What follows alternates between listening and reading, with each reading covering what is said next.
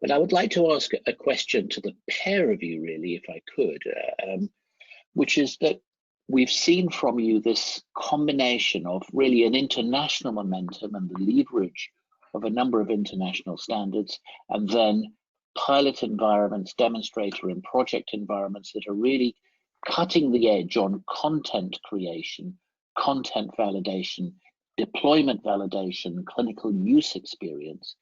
How are you finding the experiences that each of you both have had in this area of getting decision support out of horrible, ugly intermountain screens that Tom showed us through to things that are really useful?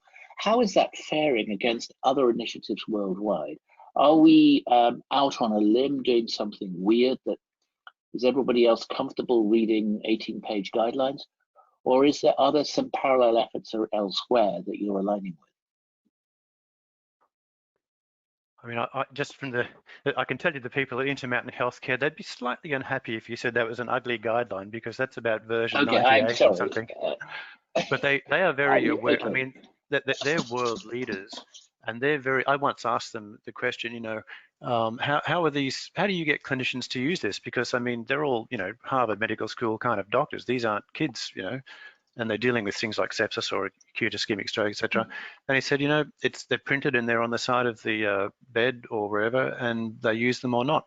And that's actually a big psychological, you know, psychosocial problem in medicine. And they didn't.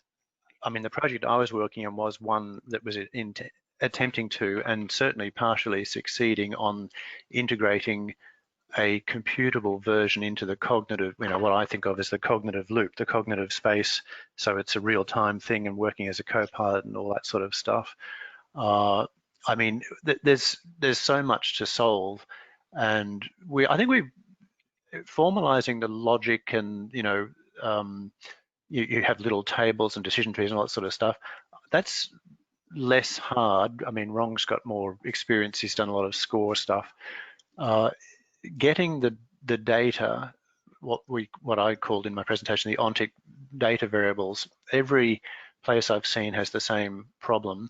I review, just on the comparison thing, I review the BPM plus activities for the US Department of Veterans Affairs, where I'm a consultant, the IT kind, not the medical kind. It's interesting, they're trying to adapt BPMN, and it has some missing parts that make it a lot harder to easily write what most people consider a clear clinical plan, because you have to represent every IT thing you do, like save data to the health record, as a separate task in the BPMN thing. So it sort of doubles the size of your plan. So that's just a single little data point of comparison that I noticed in the last few months. And the thing we're doing in open air, at least, the plan formalism doesn't do that. It's more efficient, so it makes the plan look a lot closer to what is documented in the original, you know, PDF or whatever.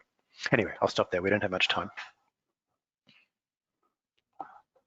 Ron, do you want to add to that based on your experience? Yeah, thanks. I mean, you have been the GDL kind of key inventor. I remember that from my, you know, from the 2012 and so on. That's when I first got to know you. You were really inventive. Thanks, Deepak. Yeah, it's still a journey. I mean, we're still working with our clients, you know, with the implementation projects. I think it's still unfolding, I have to say. You know, CDS is not like that mainstream.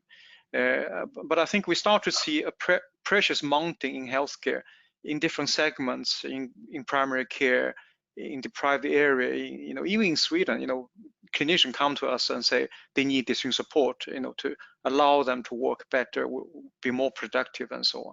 But also in emergency care, you know, where because of COVID-19 and so on, the pressure is mounting. So in parts of the healthcare systems, you start to see the pressures mounting, and people look for decision support as an opportunity to improve efficiency and safety around healthcare provision.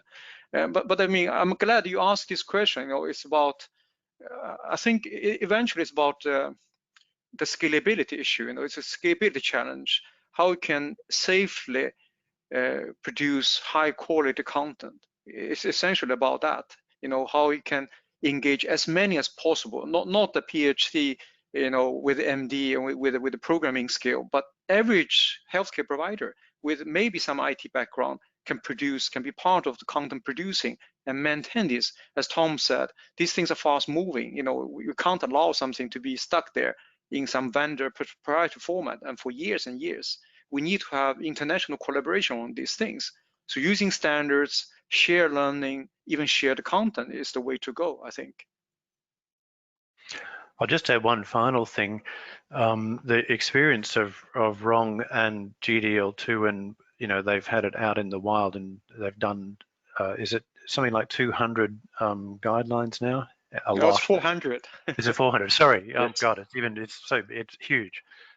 That's huge. Probably one of the main sources of lessons that's informing the kind of next generation version of where we're trying to go. So there's no doubt that real experience and just having to deal with the stuff in the field, which is what Rong and the guys have been doing in Cambio, it's absolutely indispensable. You can't do all this theoretically at all. Thanks.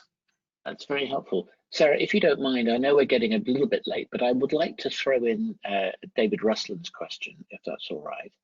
It's a little bit for these two guys and perhaps a little bit also for the pilot site. So I'd like you, both of you, to just each respond briefly on what you think are the lessons learned so far, not necessarily only in C3-Cloud, about the use of decision support by healthcare professionals and their acceptance of it.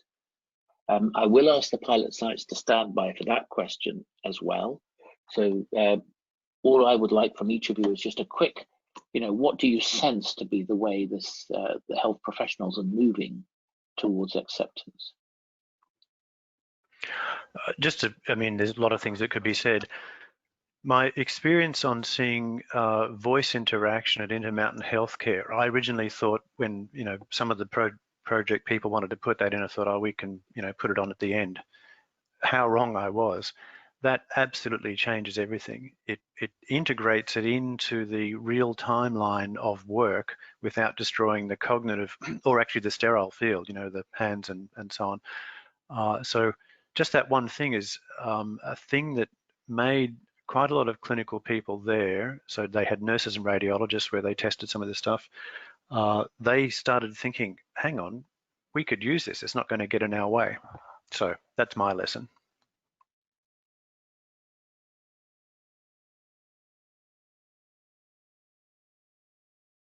Ron, do you want to add anything before we close this session, and we'll let the pilot sites pick the topic up as well?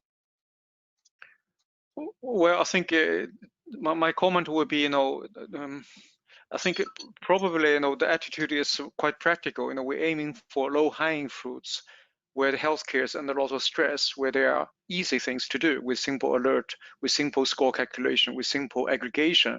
And there is the area where I see lots of opportunities. Of course, there are high-end things like managing stroke protocol and so on. But for now, I think for us, the low-hanging fruits are where things can be achieved quickly and bring benefits to the user. And does relieving that stress mean that the computerized guideline enables a wider range of team players to be involved in operating the care? Is it about effectively supporting people who might not have been decision makers to become co-pilot assisted decision makers that are trusted, and that's how the stress gets relieved? Is it actually by helping quicker, slicker decision making by the traditional decision makers, or do you not know that? I think it's both, right? I mean, for traditional decision maker, CDS will reduce the cognitive load and reduce the chance for making errors. But also, with CDS, then senior nurse can actually manage chronic, conditions more confidently. So instead of, burden this with GPs, nursing staff can actually take on more responsibility, more workload. So I think it's both. That's great. That's very helpful. Well, thank you very much, Sarah. Apologies again for running us a bit over, but it's not often we get these lovely actors with such skills at our fingertips. So I'm very grateful.